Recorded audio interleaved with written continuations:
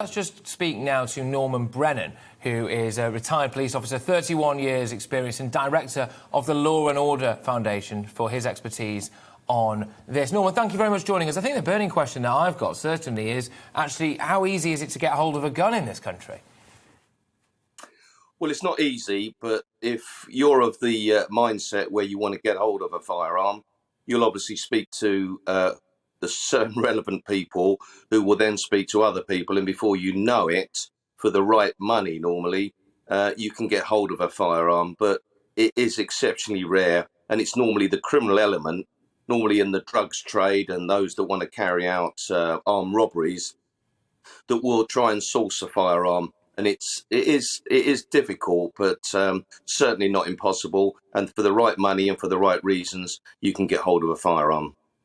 And obviously with a firearm, it just takes a matter of seconds, doesn't it, for somebody to kill several people. But how prepared are police for this kind of situation? Because it is luckily incredibly rare.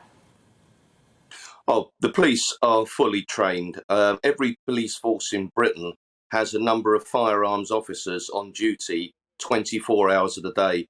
And firearms officers are not just trained in firearms, they're trained at the highest level, which we call grade 1 drivers, equivalent to traffic officers. So they can cover vast areas in a very quick period of time. In London, of course, we have many armed officers, but officers, just to reassure the public, they're fully trained. They can get to the scene normally very quickly. It's not really whether we should have all the police service armed today, but it's just reassuring to know that within minutes, enough armed officers were on scene to protect society and deal with the subject at hand.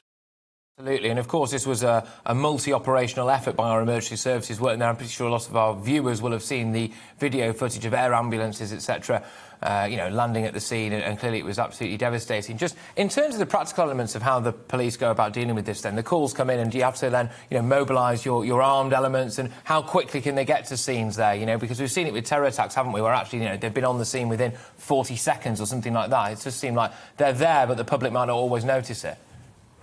Well, Plymouth is a pretty big city, so there will be firearms officers on duty probably within the confines of the city, and others in the county areas, just in case they're needed there. They can attend the scenes very quickly.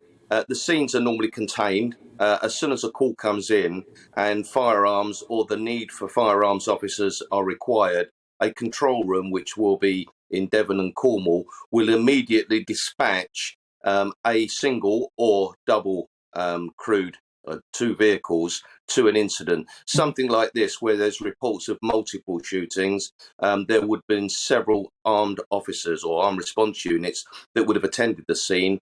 Some would have got there quicker than the others, and en route they would all be being backed up. But the police were on the scene very, very quickly. It's impossible to save everybody's life in Britain. And I think your report earlier on stated how few mass shootings there are. There was Dunblane and Hungerford. They are exceptionally rare, but when they do happen, they can cause mass devastation. And I know that's cold comfort to the victims' families and for the people of Plymouth, but that is a fact. Very few mass shootings happen in this country, unlike America and any other countries. But as your reporter there says, that when they do happen, they have devastating consequences and they can kill many lives. And thankfully, it was a lower number. Just look how higher it could have been. Dunblane and Hungerford was in the dozen or so, and 5, including a young child, will send ramifications around Britain and will devastate so many families, because for them, they will be given the news last night that nobody ever wants. And when you're told that somebody in your life, a loved one, has been murdered, time stops for you and life changes forever. And that has happened last night to a number of families, including, sadly, a girl under the age of 10, so it's reported. Norman, thank you very much for your expertise on that particular issue. Of course, it's absolutely devastating scenes that we're seeing there in Plymouth, and really, really terrible. Norman Brennan there, London police officer. Welcome to the GB News YouTube channel. You can watch us live 24 hours a day, catch up on your favourite shows and join in the conversation in the comments below. Don't forget to subscribe and you'll never miss any of our exclusive content.